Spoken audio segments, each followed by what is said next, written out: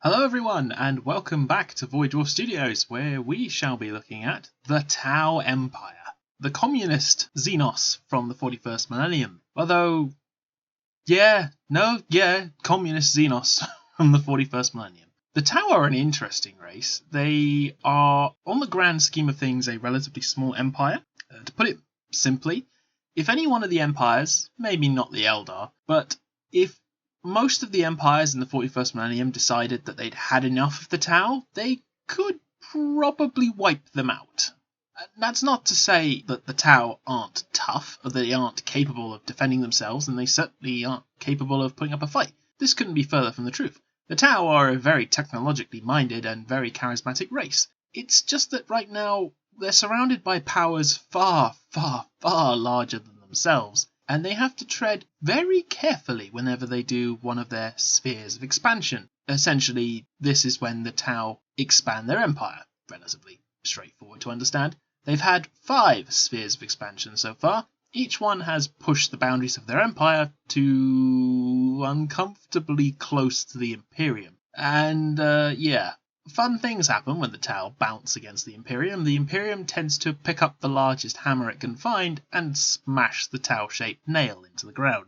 So the Tau have to be very careful on whose toes they tread on, because if an empire decided they don't want them anymore, there's not a whole lot the Tau can do. But I'm getting ahead of myself. The Tau Empire. How did they start?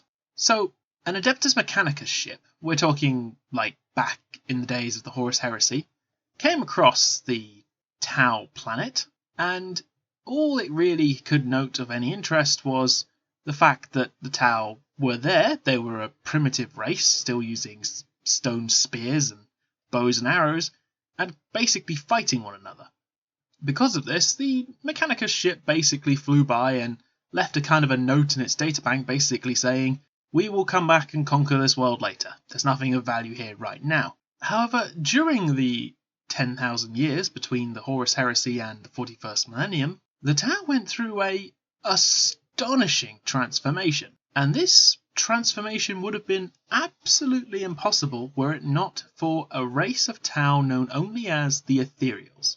Now, the Tau were separated into different castes, each with genetic traits that lended them to specialize in different areas. For example, the Fire caste Tau from their primitive days were always a bit bigger, stronger, burly, more able to, punch things in the face and not break their knuckles. Whilst the Water caste were better at talking. They were better at diplomacy and trade agreements and such. The Air caste were better at flying at higher altitude. They tended to be a little bit slimmer and taller and, just more capable when it came to aerospace engineering. The Earth caste were the builders. They were fantastically tough, but they were great-minded people. They preferred construction over violence than anything else. And these different castes were fighting one another tooth and nail. It looked like at one point that this relatively young race was going to wipe itself out. And then an ethereal came to each one of the Tau castes. Now, no one's really sure what the ethereal said, but whatever it was damn convincing, because each one of these castes, in turn, not only chose to join forces, but also to follow the word of the ethereals. The new Tau slogan of "For the Greater Good." Essentially, the Tau now were following a philosophy that separately they are weaker than they are together, but together they can achieve more. And during the 10,000 years, they technologically progressed at a quite frankly staggering rate, to the point when the Mechanicus ship next came along, they already had spacefaring vessels and were already technologically minded enough that they were frankly a growing empire in their own right. And the Tau Va, the philosophy of the greater good, basically meant that whenever they encountered a new alien race, instead of doing what the Imperium would do, which is wipe them out and just stomp on the remains, the Tau would begin negotiations. The Water caste would send their diplomats and they would talk with them. They would discuss the benefits of an alliance, of integrating themselves to the Tau Empire expansion, and the merits this has. Now, of course, if they said no to the Tau, then they probably were going to get taken over anyway, but the Tau preferred to actually talk before violence, which is an unusual trait. Although, to be fair, the main reason for this is because the Tau are well aware that violence is a very difficult way to get a species to cooperate with you. If you start your relationship under a banner of conquest as opposed to a banner of peace, it's a little harder to get people to, cooperate with you. And also, war tends to leave a lot of damage and destruction, and well, that can be a bit complicated when you're trying to continue an expansion rather than constantly repair your now captured worlds. This is why the Tau actually have several races, including the Kroot and the Vespid. These two different races were empires in their own right that joined with the Tau, and in combination with the Tau's love of technology and, frankly, awesome mechs, the empire just kept expanding at an ever-growing rate. The main thing that's kind of against the Tau and has always been against the Tau is they are a young race, relatively speaking. They've only been wandering around the stars for about 5,000 years or so at this point. They haven't really learned the harsh lessons of the galaxy. They have very little to no knowledge of chaos because the Tau's soul has almost no light in the warp. So if you were to imagine a soul is like a fire, like a small burning fire, and it's visible in the warp, the Tau would have like a candle. A human would have a small Bunsen burner, and an Eldar would be like a little fire pit, I would imagine. And the stronger your psychic energy is, the bigger fire soul, image you have in the warp. It's for this reason that, because the Tau don't have that much of an impact in the warp, they are basically ignored by chaos.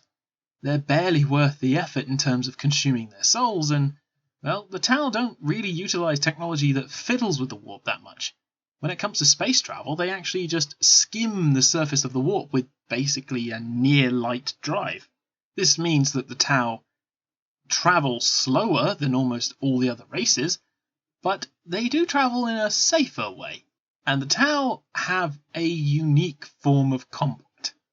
You know the big mechs that I was talking about? Well, the reason that they produce these is because the Tau have adopted a philosophy where they believe that firepower, overwhelming mobile firepower, is far more beneficial than close combat tactics. For this reason, these mobile suits allow them to effectively move around the battlefield at great speed, unleashing lots of heavy firepower, and then moving that heavy firepower with a tug of the joystick. And the Tau have just gotten better and better and better at making bigger, better, more sophisticated suits for different battlefield roles. You have stealth suits for undercover operations, to the Riptide that's frankly a massive behemoth of a mobile suit that just, that really messes up people's day. And because of this ability to move this heavy firepower really fast all over the battlefield, it means that the Tau are, frankly, a very frustrating enemy to fight, because the Tau will avoid close combat, if at all possible, as much as they can. They will use their Kroot and Vespid allies to deal with some of the close combat incidences that are bound to happen, but the Tau would rather shoot you than ever get into close combat, and the average Tau, even a fire warrior, is weaker than a normal human. If you punch a Tau in its face, you're probably gonna break the skull, even for a human.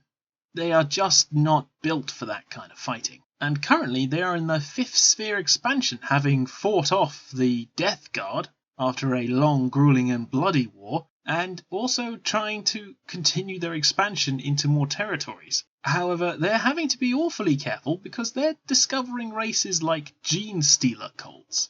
And the Tau are still a little on the naive side, only now realizing that there are different types of Eldar, for example. The ones with pointy spiky bits on their armor are to be avoided at all costs and not to be negotiated with, because they're going to make things unpleasant for you really fast.